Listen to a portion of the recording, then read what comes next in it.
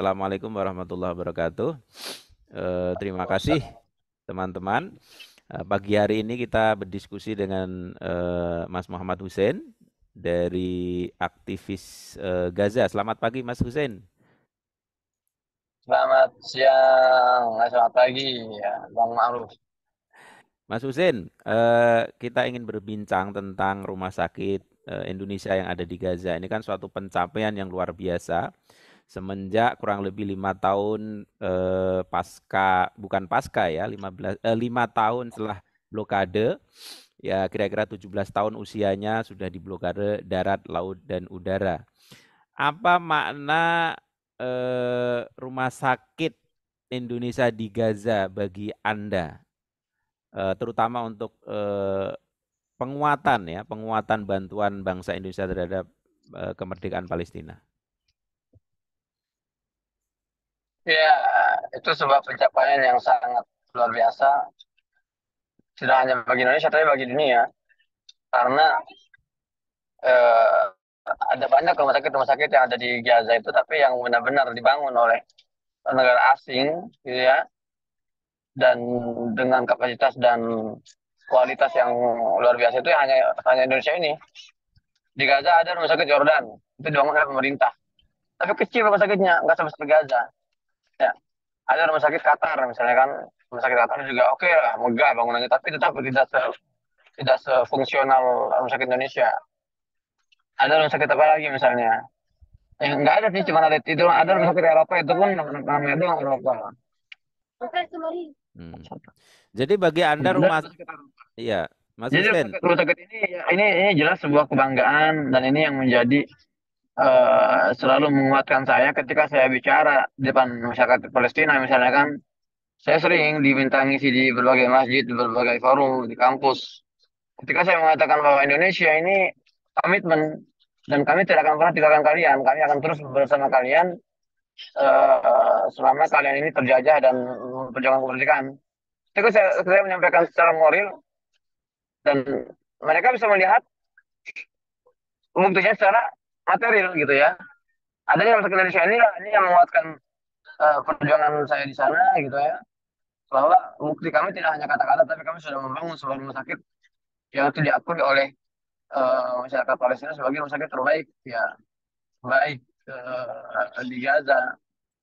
Jadi di Gaza ini ya, Bang Maruf, ada beberapa semacam perlombaan atau survei gitu ya, yang melibatkan beberapa rumah sakit yang ada di Gaza. Dan rumah sakit Indonesia ini sejak dibangun sampai sekarang itu selalu menempati urutan pertama dari segi kebersihan. Itu satu. Itu selalu tuh. Rumah sakit Indonesia adalah rumah sakit terbaik yang ada di Gaza, terutama dari segi kebersihan. Kedua, kinerja. Itu masalah itu sebuah kebanggaan bagi kita. ya Mas Hussein, luar biasa memang rumah sakit Indonesia di Gaza dan tentunya kita harus berterima kasih pada para pendiri ya. Bukan suatu yang gampang untuk mendirikan rumah sakit di sana. Untuk masuk aja, meminta visa aja susahnya minta ampun. Nah, berkaitan dengan Gaza ini kan memiliki karakter yang berbeda dengan tepi barat, Mas Husin ya. Dulu kalau bicara dengan para diplomat gitu kan, bicara tentang Gaza ataupun kita ajak untuk pergi ke sana itu sepertinya itu sesuatu yang membuat atau mengancam mungkin karir dan seterusnya karena bisa dibilang mendukung Hamas. Hamas adalah teroris. Nah, sekarang dengan kejadian 7 Oktober operasi Aqsa ini apakah suasana ini berbeda dengan 17 tahun yang lalu? Kira-kira apa makna bagi Anda?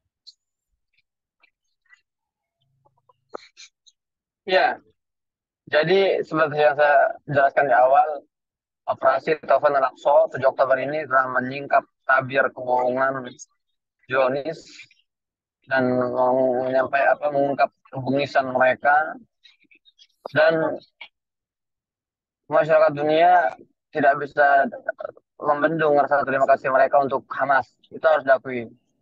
Kenapa? Karena para pejuang Hamas di Gaza ini telah menjadi pembawa aspirasi dunia ketika mereka melihat Israel ini sebuah entitas yang merasa dirinya di atas hukum, tidak bisa disentuh oleh undang-undang internasional. Berbagai aksi-aksi kejahatan mereka ini benar-benar tidak bisa diadili, gitu kan. Ketika mereka melihat para pejuang Gaza ini akhirnya mempanis Israel dengan serangan 7 Oktober itu dan juga menghukum mereka, otomatis itu mendapat respon yang sangat positif dari dunia itu, Hmm. bahwa akhirnya kemarahan mereka ini bisa disampaikan atau diluapkan dan diwakili oleh para pejuang Gaza. Nah, apalagi ketika Zionis ini mulai melakukan serangan-serangan brutalnya sejak 7 Oktober sampai hari ini, itu semakin membuka mata dunia bahwa memang serangan 7 Oktober itu memang sangat diperlukan untuk membangunkan kesadaran masyarakat dunia yang selama ini dibohongi oleh penjajahan, yang selama ini mereka mengatakan bahwa sedang mengarahkan usaha mereka kepada perundingan damai, gitu kan. Ya, mereka digambarkan adalah pihak yang setuju terhadap solusi dua negara. Sekarang terlihat semua bahwa memang Zionis ini nggak pernah punya etikat untuk berdiri berdampingan dengan negara Palestina, nggak punya itu. Dan itu sudah terbongkar hari ini kan. Nah, dalam apa sih Oktober. Nah, saya ingin melanjutkan tadi ketika saya terputus ya, terkait Indonesia ini ada kaitannya nih. Indonesia saya bilang pemerintah ini masih masih berdiri di atas garis abu-abu. Mereka nggak berani melangkah ke garis hitam atau garis putih gitu ya. Dalam masalah Gaza, oke lah mereka selalu menyampaikan bahwa dukungannya terhadap Palestina, kemerdekaan Palestina. Tapi hari ini yang perlu dipahami bahwa dunia ini menyerang Gaza itu dari eh, sektor Hamasnya. Ya, ketika kita melihat negara-negara Eropa berbondong-bondong memasukkan Hamas ke dalam daftar gerakan teroris mereka, gitu kan? Nah, itu yang membuat melegitimasi Israel untuk menyerang Gaza karena mereka meyakini bahwa Israel ini sedang melindungi dirinya dari serangan teroris. Nah, di sini Indonesia harusnya lebih tegas. Indonesia memandang Hamas itu sebagai apa? Apakah sebagai teroris? Iya. Jadi Indonesia ini masih abu-abu. Harusnya Indonesia berani mengambil sikap. Apakah Indonesia juga dalam golongan negara-negara Eropa yang meyakini bahwa Hamas ini teroris? Gitu kan? Kalau iya, jelas kan berarti memang ada sikap yang tegas. Berarti Indonesia juga akan memberikan Israel ini semacam excuse gitu ya untuk bertahan diri. Tapi kalau Indonesia ini menganggap oh Hamas bukan teroris, Hamas ini adalah gerakan perlawanan yang dilindungi oleh konstitusi internasional. Nah itu harus sampaikan juga gitu kan, agar warga masyarakat juga nggak ragu-ragu gitu loh. Karena sampai sekarang masih ada warga Indonesia yang ragu mau membantu Gaza karena mereka khawatir dianggap teroris gitu loh. Karena narasi-narasi yang dibangun oleh Amerika sama ini kan Hamas teroris. Indonesia punya hutang dari segi ini ya, punya hutang kepada warga Indonesia. Sikap ini harusnya dimuat hitam putih gitu loh. Ya karena kalau kita ingin bicara perjuangan Palestina, kita ingin mendukung kemerdekaan Palestina, ya berarti kita mau harus mendukung segala gerakan perlawanan dan gerakan perjuangan Palestina yang mengarah ke kemerdekaan. Nah, Hmm. makanya sekali lagi Indonesia harus lebih tegas dalam memandang sikap ini, sikap mereka terhadap Hamas dan gerakan perlawanan di Palestina agar warga tidak ambigu dan tidak ada dualisme di kalangan masyarakat karena kan selama ini ada perpecahan di warga Gaza, warga Indonesia pun ada perpecahan karena masalah itu kan sebagian warga Indonesia tidak simpati dengan Palestina karena menganggap oh ini Hamas teroris gitu. Kalau pemerintah memberikan statement yang jelas, maka itu nggak akan ada tuh sore-sore itu. Sore-sore itu akan bisa diredam dengan mudah. Ya seperti itu. Hmm. Jadi di level diplomasi ya sepertinya ada semacam skenario begitu. Jadi dengan dipecahnya tiga itu Gaza, tepi barat dan juga Yerusalem Timur. Yerusalem Timur dengan tepi barat itu selalu terus diokupasi dan ketika Hmm. kita ingin berjuang untuk membantu Palestina selalu hanya ada seolah-olah satu jalur saja diplomasi, ya kan? Di luar itu opsi perlawanan militer itu seolah-olah itu menjadi barang yang tidak boleh, ilegal dan seterusnya padahal kan itu ilegal. Nah, ini kan eh, terbongkar ya dengan 7 Oktober itu bahwa apa yang disebut dengan two state solution itu juga adalah bagian dari skenario itu sendiri untuk melemahkan perjuangan, untuk mengelabuhi.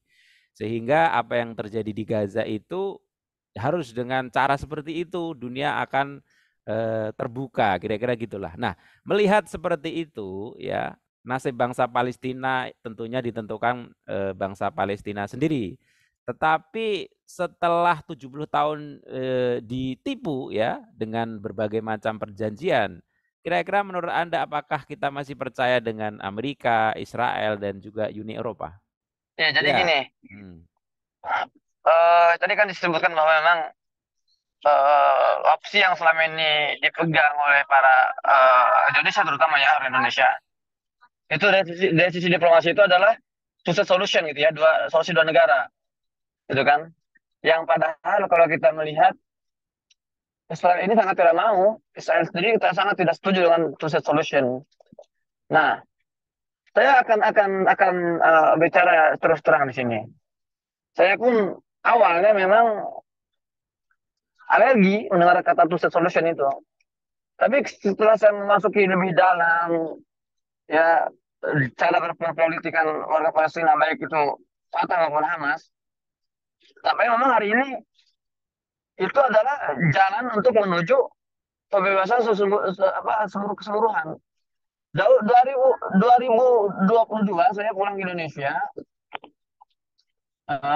awal 2022 itu, dan saat itu ada delegasi elit politik, pejabat pemerintah Palestina Ramallah datang ke Indonesia.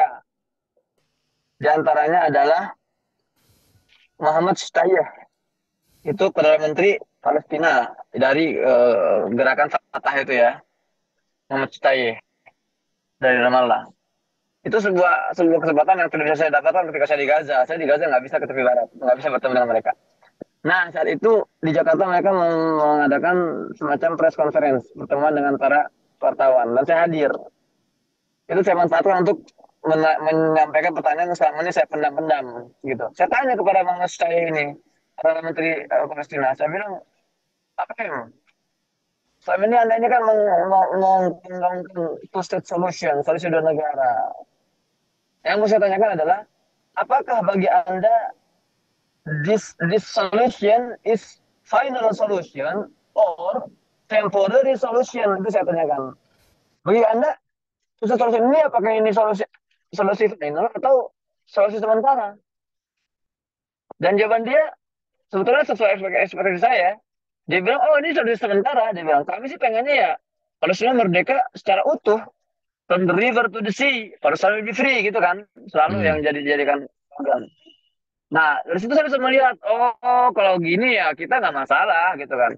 Kalau yang ternyata mereka juga menjadikan solusi sebagai sebagai apa solusi temporer mereka itu kita sepakat gitu loh. Ujung-ujungnya mereka juga ingin Palestina ini merdeka secara utuh. Tapi hari ini kenyataannya bahwa dukungan-dukungan masyarakat dunia ini masih sebatas khusus solusi dan itu harus dimanfaatkan dengan baik dan itu juga yang dipahami oleh para pejuang di Gaza. Jadi para petinggi-petinggi Hamas meskipun tidak mengucapkan secara implisit gitu ya, tapi mereka itu secara meskipun secara apa meskipun tidak secara eksplisit maksud saya, tapi secara implisit mereka sebetulnya setuju dengan solution, setuju gitu loh. Tapi mereka tidak mungkin menyebutnya secara jelas gitu ya, tapi mereka menggunakannya dengan bahasa-bahasa yang ya bahasa tubuh mereka gitu loh. Ketika mereka ini melakukan perundingan ya, perundingan setelah episode-episode serangan atau peperangan itu selalu di antara persyaratan yang diajukan oleh para pejuang atau Pak Hamas dalam hal ini itu adalah ya berdirinya negara Palestina yang berdaulat. Nah, tapi mereka tidak nyebutnya dengan sebutan solusi enggak. Pokoknya kalau kalian mau perang ini selesai, Palestina harus punya pemerintahan yang berdaulat, ada pelabuhan sendiri, ada bandara sendiri, memiliki bandara sendiri itu yang diinginkan para pejuang hari ini, gitu kan? Kenapa? Karena mereka juga berpikir realistis, ya tidak terlalu idealis, gitu kan? Realistis kenapa? Karena saat ini kalau mereka bisa menghentikan blokade dan mereka bisa membangun apa memiliki sebuah negara yang berdaulat dengan memiliki kebijakan sendiri, itu akan sangat-sangat membantu Palestina untuk selanjutnya melangkah pada final solution itu, the next target gitu kan, the next level of freedom gitu kan. Nah, tapi ini yang sangat ditakuti oleh Zionis. Bayangin deh, Gaza aja yang tidak punya pelabuhan, yang tidak punya bandara, ya, yang sudah diblokade bertahun-tahun ini masih tidak bisa ditundukkan oleh Zionis. Apalagi kalau Gaza ini ya punya bandara, punya pelabuhan. Wah, ini benar-benar akan membuat hancur semangat penjajahan Zionis ini gitu loh. Dan ini yang sangat diperjuangkan. Jadi Indonesia harusnya bisa lebih lebih terbuka lagi ya. Oke lah, kita selama ini mengenal bahwa Fatah pihak yang bernegosiasi gitu ya, berunding. Sementara Hamas ini adalah pihak yang melawan dengan senjata. Padahal kalau kita mau melihat lebih dalam, dua-duanya adalah gerakan yang sedang berdiskusi, sedang berunding. Hanya bedanya Fatah ini berunding dengan verbal, dengan kata-kata saja, sementara para pejuang Hamas ini berunding dengan the only language, satu-satunya bahasa yang dipahami oleh penjajah, yaitu bahasa kekerasan. Dan perundingan dengan bahasa kekerasan inilah selalu yang menghasilkan menghasilkan hasil yang positif buat warga Palestina. Yaitu Bang Maruf. Iya, Mas Hussein. Jadi pada intinya adalah bisa nggak atau boleh nggak kita berpikir bahwa kondisi saat ini ya 3 daerah untuk teritori Palestina dari keseluruhan Palestina historis ya menyisakan 3 tempat itu Gaza, Yerusalem Timur dan tepi barat itu bisa dikatakan hasil dari upaya diplomasi yang sebenarnya adalah perangkap itu sendiri. Seperti yang Mas Hussein tadi bahwa bagaimana mungkin Israel menerima Gaza memiliki pelabuhan sendiri, memiliki angkatan bersenjata yang selevel dengan Israel, itu suatu hal yang mitos. Bahkan itu diakui sendiri oleh Gideon, Jan Pape dan para sejarawan Yahudi. Itu adalah mitos, ya kan? Two state solution adalah mitos. Tidak mungkin bagi Iya. Israel apalagi Gaza. Artinya kalau kita mengandalkan perjuangan dengan diplomasi seperti yang sudah-sudah, artinya itu tidak akan menghasilkan apa-apa selain menurut prediksi saya ya secara pribadi itu akan hilang. Maksudnya Gaza itu akan hilang sebagaimana perkiraan pakar, warganya akan dipindah ke Sinai dan sebagian warga Palestina yang ada di tepi barat akan dipindah ke Jordan. Kira-kira itu adalah Iya, naturalisasi. dan juga pembangunan Ben Gurion sebagai sebuah koridor pengganti Sinai Mm-mm. Mesir, kemudian proyek juga proyek Arab Saudi sendiri yang itu memanjang segaris dengan kota Eilat. Nah, ini kan menandakan bahwa mereka ingin menguasai dunia melalui Timur Tengah ini karena koridor dari Asia ke Eropa itu melalui pintu itu, satu pintu itu. Nah, ini kan Iya, sepertinya akan hilang gitu loh. Kalau kalau iya, kalau ingin masih mempertahankan diplomasi. Nah, ini yang pertanyaan terakhir nih Mas Hussein. Kira-kira Mas Hussein, kalau misalnya kita bicara tentang one state solution, tapi bukan untuk Israel ya. Kalau one state solution untuk Israel kan artinya state untuk Palestina tidak ada. Tapi one state iya, solution untuk 3 agama, kemudian entah itu referendum atau tidak, tapi yang jelas penyakit utama apartheid sistem ini, ideologi itu dihilangkan. Kira-kira kalau misalnya solusinya seperti itu menurut Mas Hussein bagaimana? iya. One state solution ini sebuah keniscayaan. Ya, kita nggak bisa membendung. Ini pasti terjadi. Ini pasti terjadi. Seperti saya katakan bahwa bahkan para elit politik Fatah pun yang selama ini bicara di media atas nama two state solution itu mereka meyakini two state solution itu hanyalah temporary solution dan final solution itu ya one state solution itu, dan itu yang sedang terjadi sekarang. Nah, eh, dan ya seperti yang tadi dikatakan memang perundingan verbal ini tidak akan bisa mencapai, jangankan untuk one state solution, two state solution pun nggak akan terjadi kalau hanya dengan perundingan verbal. Makanya gini, kita kan kalau bicara tadi ya seperti wacana istilahnya displace atau pemindahan warga Gaza ke Sinai. Yang saya kemarin sudah lewati Sinai itu, ketika keluar saya melihat itu ada banyak gedung-gedung yang sudah siap dihuni, Hmm. komplek pembangunan yang sangat luas. Itu saya lihat, itu saya tanya ke salah satu staf ke apa Duta KBRI itu kan, saya tanya ini buat apa ya, saya bilang kan, kok ada di tengah gurun seperti ini kok ada bangunan-bangunan kosong gitu loh dengan yang sangat megah. Ya mereka sih bilangnya ini untuk istilahnya memfasilitasi, mengakomodir orang-orang sekitar. Tapi memang saya dengar selama di Gaza itu memang sudah ada wacana memindahkan warga Gaza ke Sinai gitu kan. Kemudian juga warga tepi barat akan dinaturalisasi menjadi warga Yordan. Artinya di sini ada penghapusan isu Palestina secara masif ya. Dan ini Hmm. semua sudah kita baca sejak sejak Donald Trump itu menggagas yang namanya Deal of Century kan, ya itu kan, dan itu ingin dilanjutkan sebetulnya oleh oleh Joe Biden. Makanya di awal-awal pertempuran kali ini Joe Biden ini memang motivasinya itu mendukung penuh Israel karena dia menganggap Hamas ini dengan serangan 7 Oktober ini sudah meluluhlantahkan, menghancurkan agenda dia untuk ya tadi itu menjalankan kebijakan barunya. Nah, sekali lagi saya katakan di sini one solution ini adalah sebuah solusi yang sedang sedang